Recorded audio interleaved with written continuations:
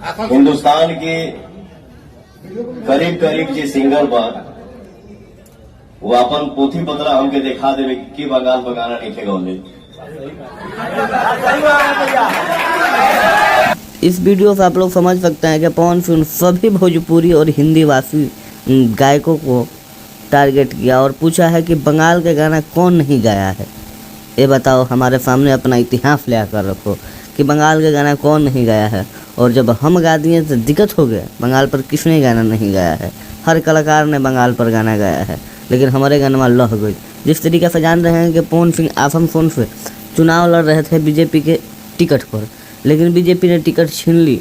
और जब बीजेपी ने टिकट छीनी तो कारण बताया गया कि पवन सिंह ने बंगाल पर कुछ अभद्र गाना गाया है, इसके लिए पवन सिंह को टिकट वापस करना पड़ा।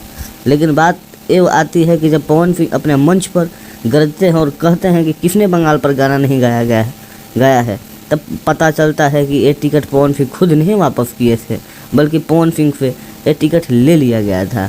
और पवन सिंह स्वाभिमानी आदमी उसी जिद में आकर काराकाट से चुनाव लड़ने की घोषणा कर ही दिया। लेकिन अभी तक ले पवन सिंह का दिल का आग नहीं बुताया है उस टिकट को छीनने वाले से और उनको विरोधियों से। और उन्होंने कहा है कि किसने नहीं गाया है बंगाल पर गाना, हमारे पास ले आओ जिसने नहीं गाया है उनको। तो इस तरीक़ा से बात है। और पवन सिंह अपने मन से टिकट नहीं दिए थे, इससे पुष्टि होता है। आगे क्या बात है हम नहीं बता सकते हैं, लेकिन इस वीडियो को देखने के बाद कहीं ना कहीं ये ज़रूर पुष्टि होता है कि पवन सिंह अपने मन से टिकट नहीं दिए थे। पवन सिंह के टिकट छीनने के पीछे राज था, राजनीति था।